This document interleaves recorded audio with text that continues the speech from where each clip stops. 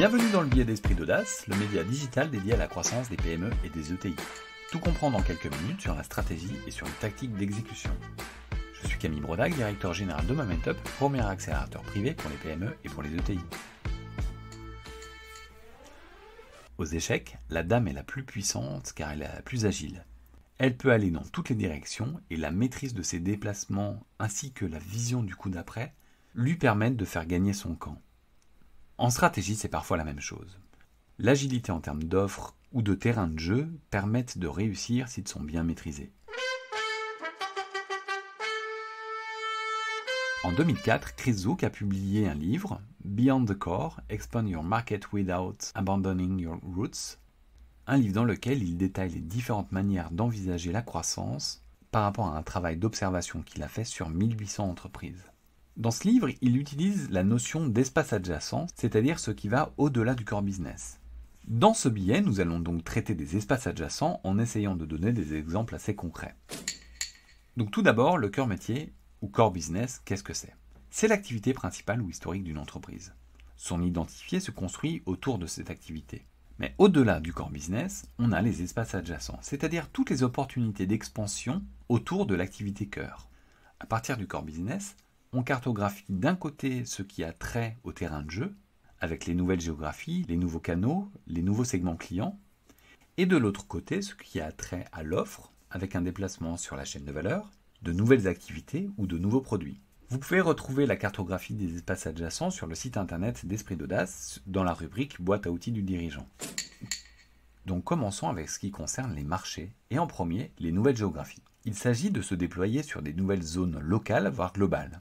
Visiative est une ETI lyonnaise, éditrice de logiciels et intégratrice des logiciels de Dassault Systèmes. Après avoir consolidé le marché français des intégrateurs des logiciels Dassault, ils se sont déployés à l'international en acquérant des sociétés sur cette activité en Suisse, aux Pays-Bas, en Belgique, au Royaume-Uni.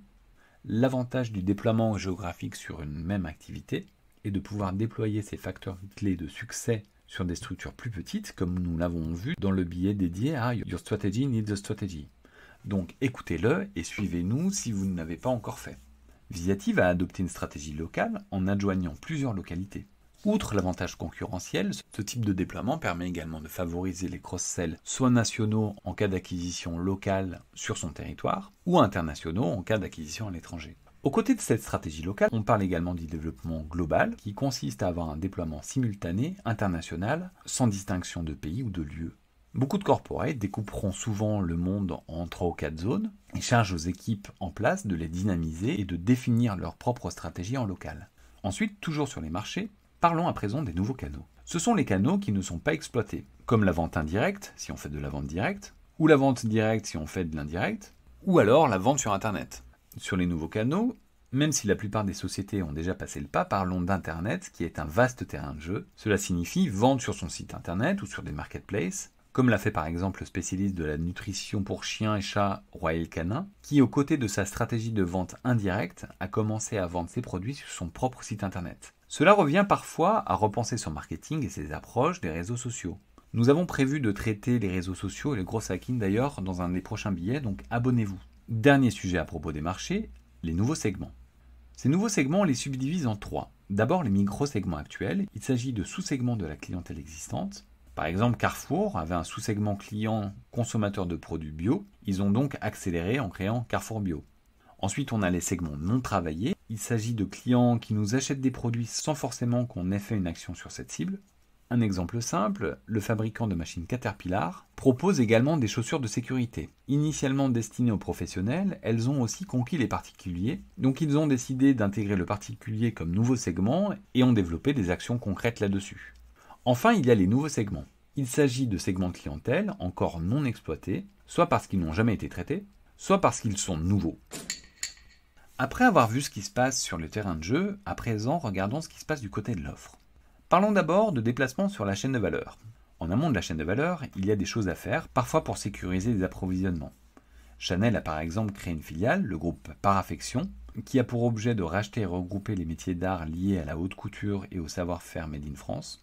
Grâce à cette stratégie, Chanel maîtrise sa production sans être fragilisé par des sous-traitants défaillants. On peut citer également Utopia, une belle ETI dont le core business est d'exploiter des campings nature. Ils sont remontés sur la chaîne de valeur en acquérant Equipia, un fabricant de chalets de camping. Ensuite, il y a l'aval de la chaîne de valeur. On peut l'illustrer par Prodways, un des leaders de l'impression 3D.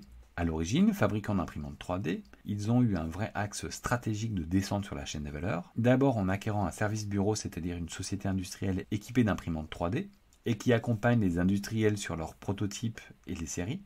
Puis ensuite, ils sont allés directement sur des métiers disruptés par cette nouvelle technologie de fabrication et de production, au travers d'acquisitions et de création d'activités dans le monde des bouchons d'oreilles de protection pour les travailleurs, de la podologie, du dentaire, etc. Cela leur permet de se perfectionner sur des nouveaux segments, mais aussi de capter la valeur de l'étape d'après. Un troisième axe de la chaîne de valeur est à appréhender. Il s'agit de la vente de capacité. En effet, une entreprise a parfois créé des savoir-faire, produits, logiciels ou process destinés aux besoins internes, mais qui peuvent être vendus à d'autres clients. Il y en a souvent, mais on mésestime parfois ces actifs internes. Sur ce sujet, il y a énormément d'exemples. On peut prendre l'exemple de Slack, par exemple, qui était à la base développé comme une solution de communication interne d'un éditeur de jeux vidéo. Lorsqu'ils se sont rendus compte du potentiel de cette plateforme, ils ont commencé à le commercialiser.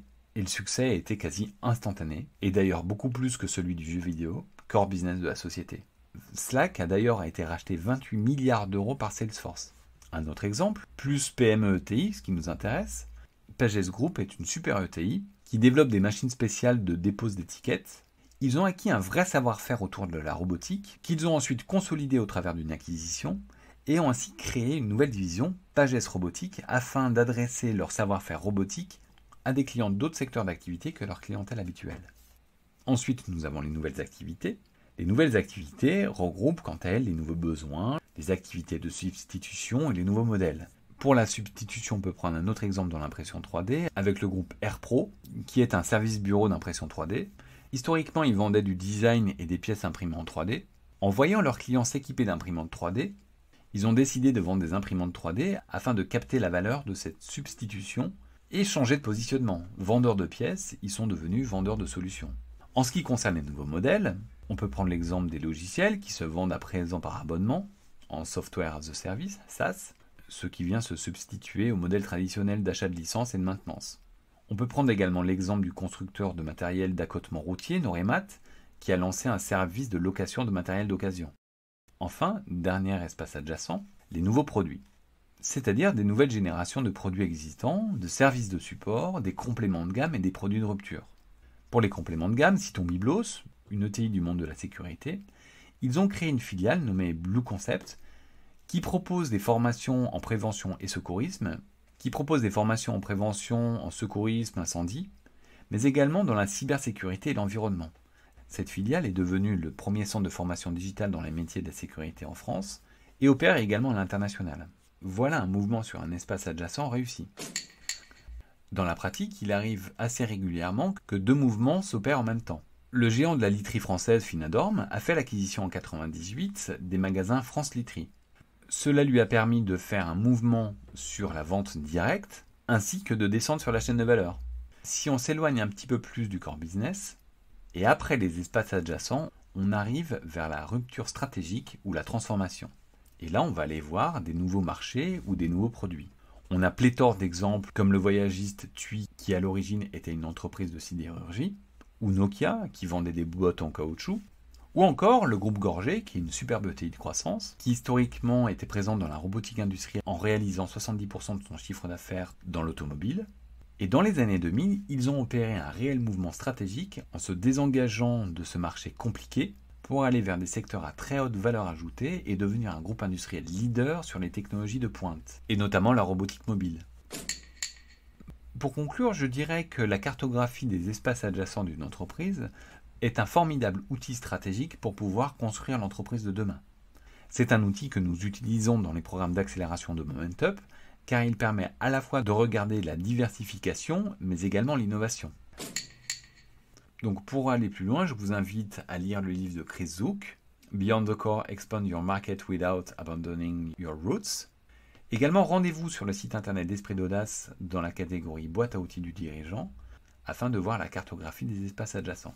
Ce billet a été fait en collaboration avec Momentup, le réflexe croissance des PME et des ETI, donc un grand merci aux équipes, et notamment à Sophia pour m'avoir aidé à le préparer.